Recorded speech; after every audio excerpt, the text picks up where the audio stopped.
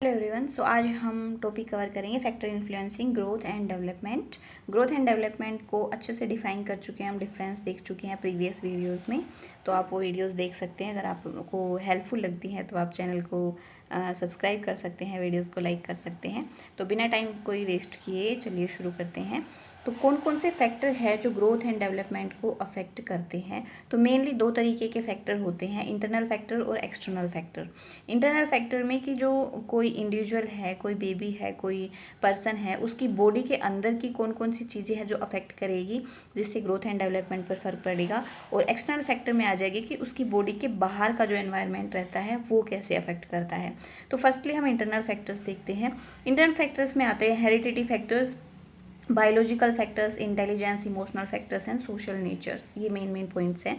तो heredity factor है, उसमें क्या चीज़ें कवर होंगी कि जैसे बच्चा जब वोम में रहता है, माँ के गर्भ में रहता है, तो क्रोमोसोम्स और जीन्स के थ्रू उनके पेरेंट्स के जो करेक्टरिस्टिक्स होते हैं वो बच्चे के अंदर आते हैं।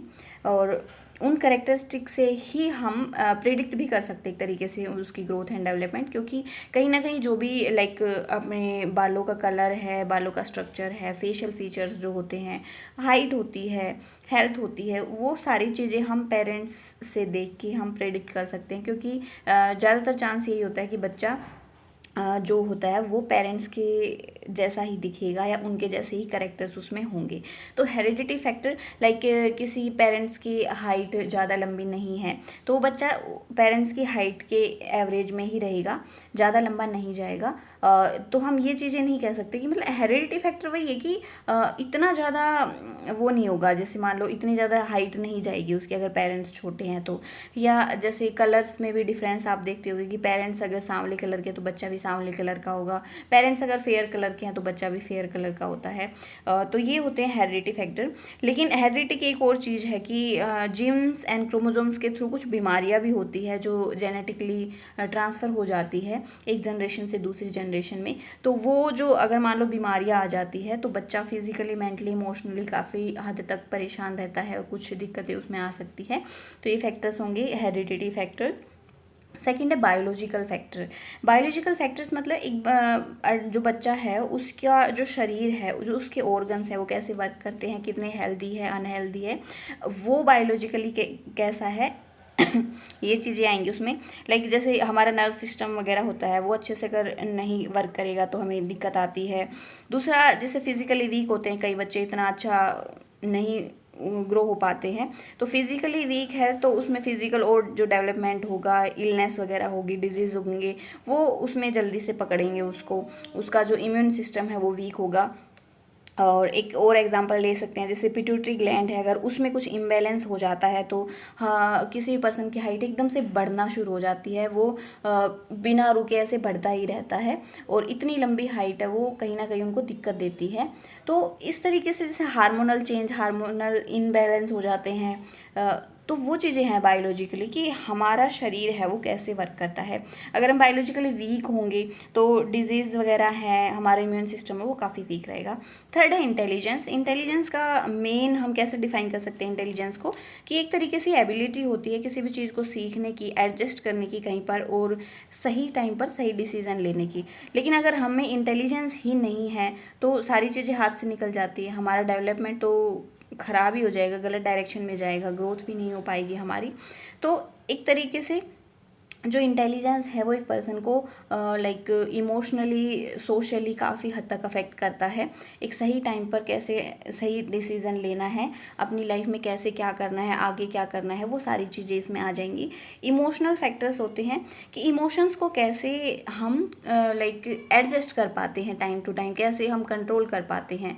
कोई होता है कि बहुत ज़्यादा दिल से वीक होता है, आउटब्रेक हो जाता है एकदम से, छोटी छोटी चीज़ों को ज़्यादा फील करता है, तो वो छोटी चीज़ों में ही ऐसे ज़्यादा इमोशन शो करता है और वो आगे नहीं बढ़ पाता है। तो इमोशंस को कंट्रोल करना, इमोशंस को एडजस्ट करना भी काफ़ी इम्पोर्टेंट है।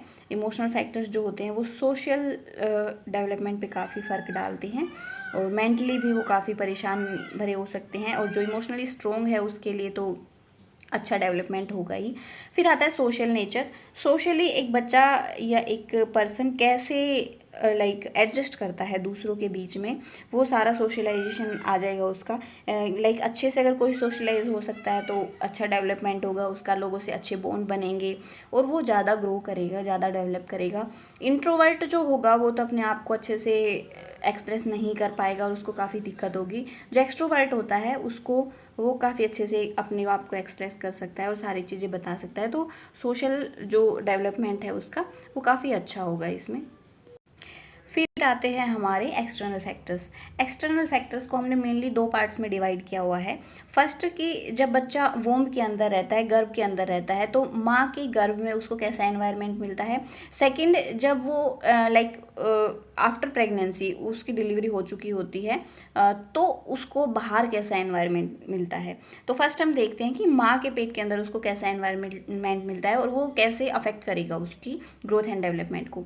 तो फर्स्ट है physical and mental health of mother during pregnancy. अगर माँ ड्यूरिंग प्रेगनेंसी अगर फिजिकली या मेंटली लाइक परेशान रहती है, फिजिकली काफ़ी वीक है, तो बच्चे में भी वीकनेस आएगी, उसमें भी न्यूट्रिशंस पूरे नहीं हो पाएंगे।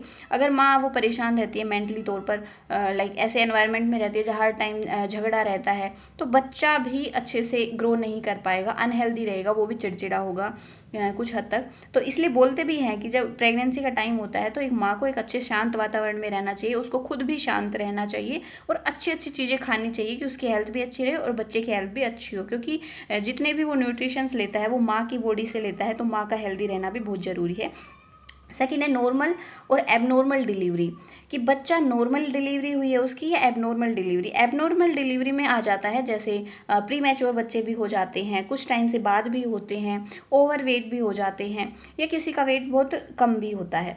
नॉर्मल डिलीवरी वाले बच्चे ज़्यादातर ठीक होते हैं, लेकिन कुछ केसेस में उनमें भी दिक्कत आ जाती है। एबनॉर्मल डिलीवरी में होता है प्री मैच्योर बच्चा हो गया तो उसको आईसीयू वगैरह में रखना पड़ता है, उसको निगरानी में रखना पड़ता है कि कभी लाइक क्योंकि वो बाहर के एनवायरनमेंट में सर्वाइव करने के लिए रेडी नहीं होता है, उसको लाइक 9 महीने का जो टाइम पीरियड होता है वो पूरा नहीं हुआ था, 7-8 महीने में जो डिलीवरी हो जाती है वो प्री मैच्योर डिलीवरी बोलेंगे हम उसको। तो उनको एक अच्छे एनवायरनमेंट में रखा जाता है जहाँ पे उनको ऑब्जर्व किया जाता है पूरे टाइम, अगर कुछ भी गड़बड़ दिखते हैं तो उसको ट्रीट किया जाता है। कुछ बच्चे ऐसे भी होते हैं जो सर्वाइव नहीं कर पाते हैं, ज़्यादा ही पहले हो जाते हैं, प्री मैच्योर बच्चे जो होते हैं, कुछ जो होते हैं वो सर्वाइव कर जाते हैं। और ओवरवेट बच्चा होता है वो भी एक तरीके से हम अनहेल्दी ही मानेंगे, अच्छी ग्रोथ तो नहीं मानेंगे उसकी। तो ये जो नॉर्मल एबनॉर्मल डिलीवरी है वो भी बहुत हद तक लाइक डेवलपमेंट और ग्रोथ को अफेक्ट करती है। एनी एक्सीडेंट और damage to the child in womb, अगर कोई एक्सीडेंट वगैरह ऐसा होता है कि बच्चे को भी अंदर चोट लग जाती है या कुछ एक्सीडेंट्स की वजह से बच्चे ख़त्म भी हो जाते हैं, तो माँ का एक्सीडेंट ना हो वो भी काफ़ी लाइक डेवलपमेंट और ग्रोथ को अफेक्ट करेगा। सिंगल और multiple child getting nourishment in the वोम, अगर सिंगल बच्चा माँ के वोम में है तो उसका पूरा नरिशमेंट उसी को मिलेगा, और मल्टीपल चाइल्ड्स हैं तो वो डिवाइड हो जाता है सब में। तो आप सोच के देखो कि एक को पूरा नरिशमेंट मिल रहा है तो वो बच्चा ज़्यादा अच्छे से ग्रो करेगा, और वही चीज़ें उतनी ही चीज़ अगर डिवाइड हो जाएगी हर बच्चे में तो कहीं ना कहीं सारे बच्चे ही मालन्यूट्रिशंस वगैरह के शिकार हो जाते हैं, वो अंडरवेट रहते हैं, काफ़ी प्रॉब्लम्स आती हैं उनमें। और लास्ट है कि हार्मफुल रेडिएशंस या रेज के कांटेक्ट में माँ ना आई हो, क्योंकि जो रेडिएशंस होती हैं वो हमारी बॉडी में काफ़ी चेंजेस लेके आती हैं और काफ़ी लाइक बीमारियां भी होती है, उसकी वजह से ग्रोथ नहीं हो पाती, हमारे ऑर्गन्स हैं वो अच्छे से डेवलप नहीं हो पाते हैं या अजीब तरीके से वो डेवलप होते हैं। तो उसमें लाइक उसके कांटेक्ट में ना आई हो, रेडिएशंस के कांटेक्ट में, तो बच्चा भी हेल्दी रहता है। अगर ऐसा कुछ होता है तो सबसे पहला इफेक्ट बच्चे पे ही पड़ता है माँ के साथ साथ। तो ये तो हो गई कि जो वोम के अंदर का एनवायरनमेंट रहता है वो। अब है कि बाहर का एनवायरनमेंट, बच्चा पैदा हो चुका है उसके बाद वो लाइफ जी रहा है, तो वो जो एनवायरनमेंट रहेगा, सराउंडिंग रहेगी, तो वो कैसे इफेक्ट करते हैं।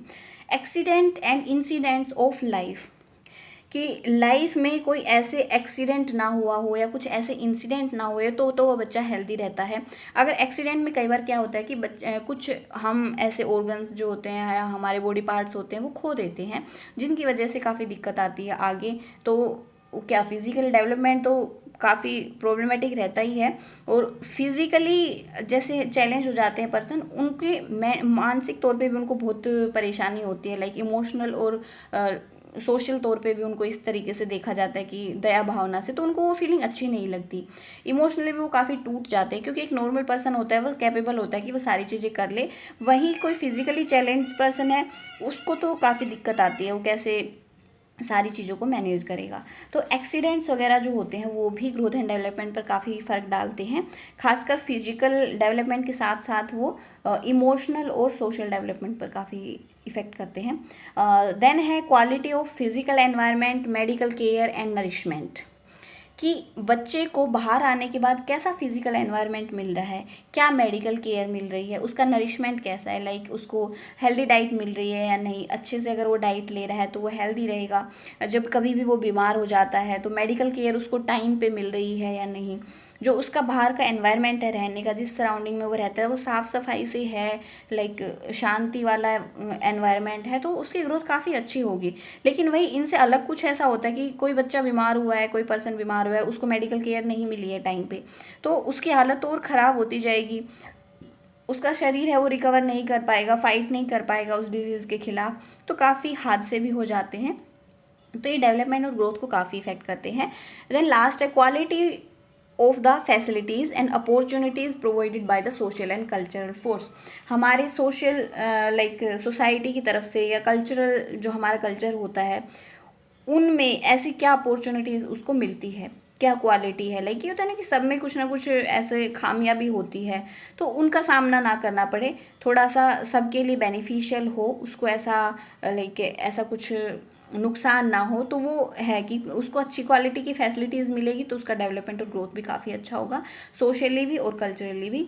तो ये था ऑल ओवर जो भी हमारे फैक्टर अफेक्टिंग थे एक तरीके से, कि क्या क्या चीज़ें इन्फ्लुएंस करती हैं ग्रोथ एंड डेवलपमेंट को। आप इन पॉइंट्स के अंदर अपनी तरफ से, क्योंकि प्रैक्टिकल लाइफ में बहुत सारी चीज़ें देखते हैं और अच्छे से हम उनको डिस्क्राइब भी कर सकते हैं, तो थ्योरेटिकल एग्जाम में आप अच्छे से इनको लिख के आ सकते हो।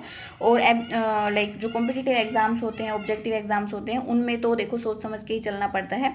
आप अपना आसपास देखो, सराउंडिंग देखो, ऑब्जर्व करो सारी चीज़ों को, और अच्छे से आप हर क्वेश्चन का आंसर कर सकते हो।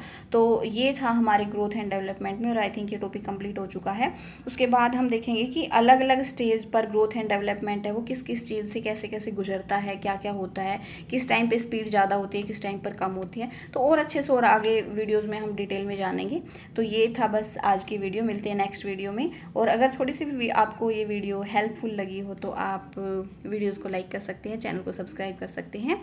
Thanks for watching this video.